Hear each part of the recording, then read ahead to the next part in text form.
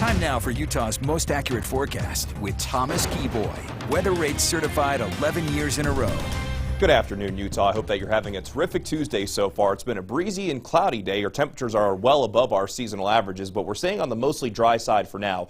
We'll see a slight chance for some wet weather in spots tomorrow, along with an elevated fire risk for others. Meanwhile, as we go into your Thursday and Friday, we're going to have a better chance for seeing some wet weather. We do have a weak cold front that's now trying to slide its way into the northwestern half of the state. We have definitely seen an influx of clouds both in the northern and southern half of the state with just a little bit of small wet weather. But again, we'll see a little bit better of a chance going into our Wednesday, then an even better chance going into Thursday and Friday.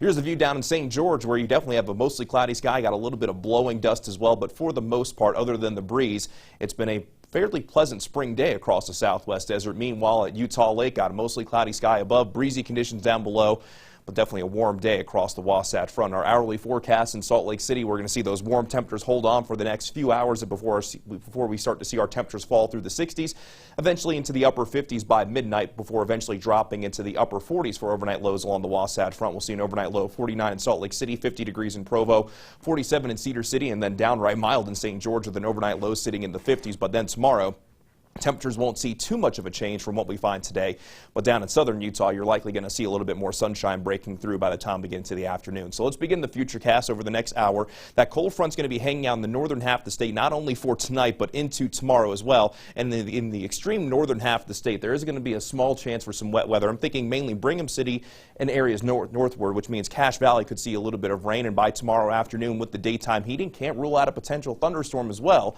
in the northernmost half of the state, as the majority of the state stays on the dry and warm and windy side before another system starts to approach going into our Thursday. And going from Thursday into Friday, those winds will really be kicking up ahead of that system. But for tomorrow, in the northernmost half of the state and southeastern Idaho, there's going to be a small potential that we could see a few rumbles of thunder here or there. But with the increased winds tomorrow, especially out of the southwest, there's going to be an elevated fire risk for areas from Lake Powell over towards the southeastern half of San Juan County. So it's something that we'll be keeping a close eye on. As for St. George, we'll see middle 80s the next couple of days, windy conditions for our Thursday, a little bit cooler for our Friday, but dry conditions across the board going through the next 7 days. Then along the Wasatch Front, breezy conditions for our Wednesday, a chance late Thursday into our Friday, and temperatures will be taking quite a big dip. We'll go from the middle 70s on Thursday to the upper 50s on Friday, but as quickly as that cool air moves in, it moves right back out before potentially more unsettled weather going into our Sunday and Monday. But if you want to stay on top of everything when it concerns your forecast, just make sure you download the Pinpoint Weather app. Go to the Apple App Store, Google Play, it's free, or simply scan the QR code right there on your screen.